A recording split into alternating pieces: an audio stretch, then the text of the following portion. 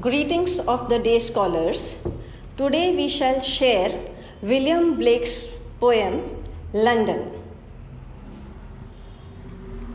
The text of the poem is, I wander through each chartered street, near where the chartered Thames does flow, and mark in every face I meet marks of weakness, marks of woe.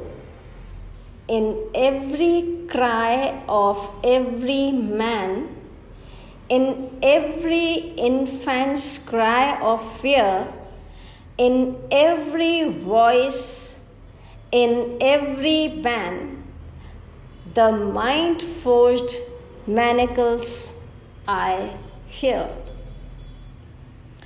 How the chimney sweepers cry, every blackening church appals, and the hapless soldier's sigh runs in blood down palace walls.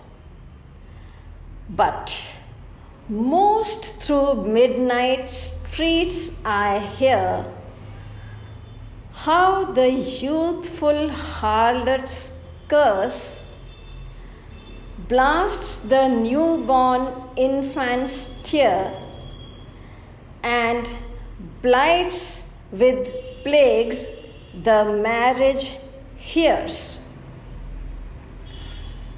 The poem London, written by William Blake, is based on his observation when he entered the vicinity of London.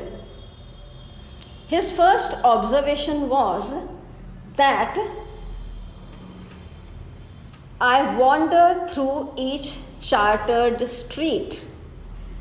He says that when he entered the vicinity of London and he entered the streets were chartered.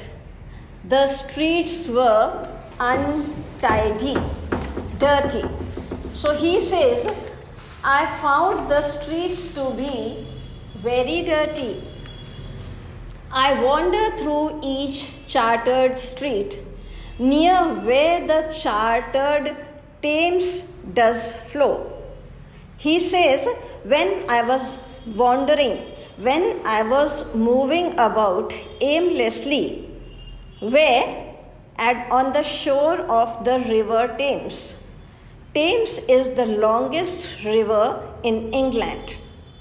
He says, when I was wandering there, what I saw near where the chartered Thames does flow and mark in every face I meet. He says, every face that I met in the course of my wandering had marks of weakness. The people, they looked very weak. Marks of woe. Marks of woe, marks of sorrow. Marks of pain was clearly inscribed on the faces of the people whom I met by the side of river Thames.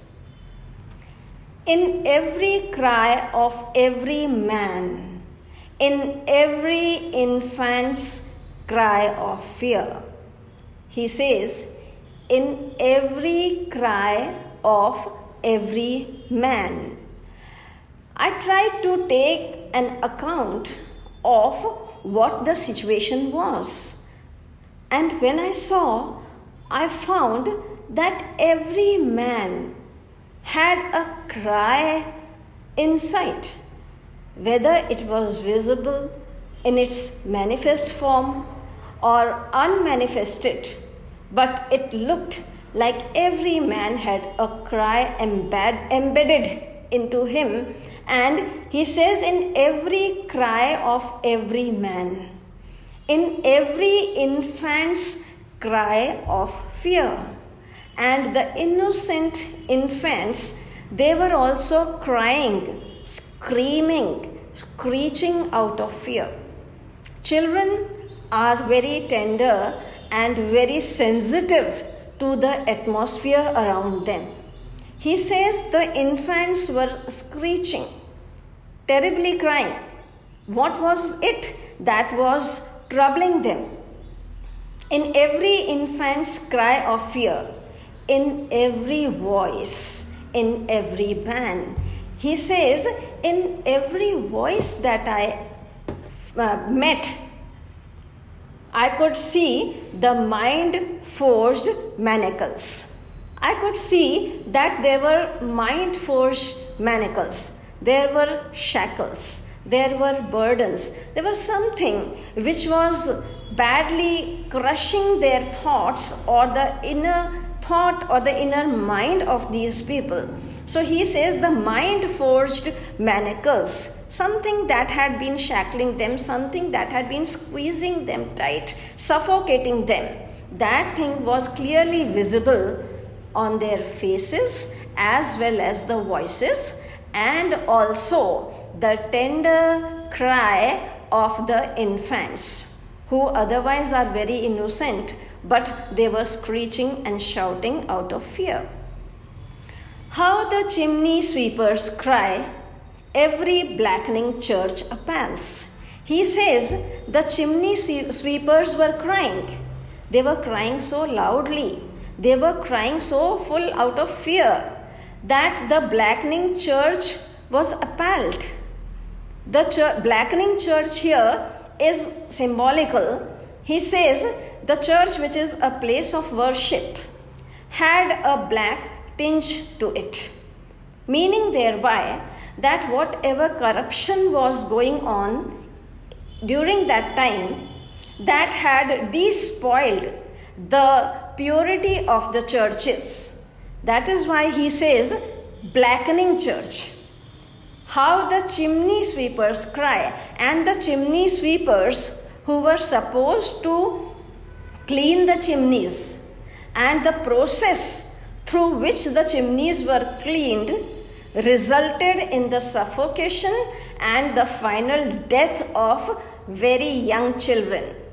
So he says the chimney sweepers, when they came to know that it is their turn to clean the chimney, finally thought that cleaning the chimney would mean ultimate death. So they used to cry and screech, and the hapless soldier's sigh runs in blood down palace walls. And the soldiers are hapless. The soldiers are helpless.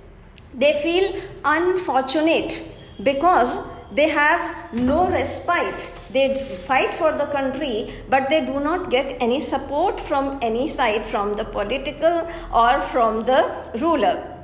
So nobody is taking care for them, whereas they are fighting for the nation. But most through midnight streets I hear how the youthful harlots curse. He says the most terrible observation I went through that night was the youthful harlot's curse. The youthful harlot, the young prostitute, was cursing. Why cursing? Because the harlot found that there was no future for her. So the last line of the poem reveals the utterer's thoughts on marriage as well. The harlot seemingly has blighted the marriage years. She has unbalanced marriage by having sold her body.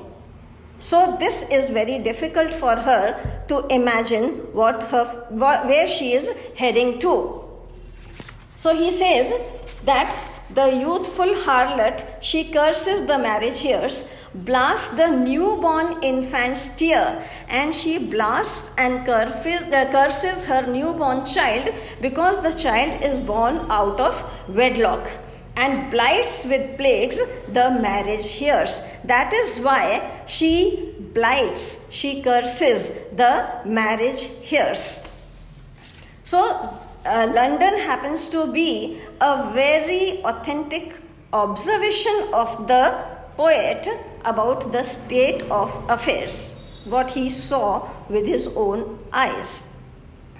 Some important words for the students to take care of while going through the poem are wander, move about aimlessly. Thames, the longest river in England. Marks of weakness, the desperate expressions on the faces of people.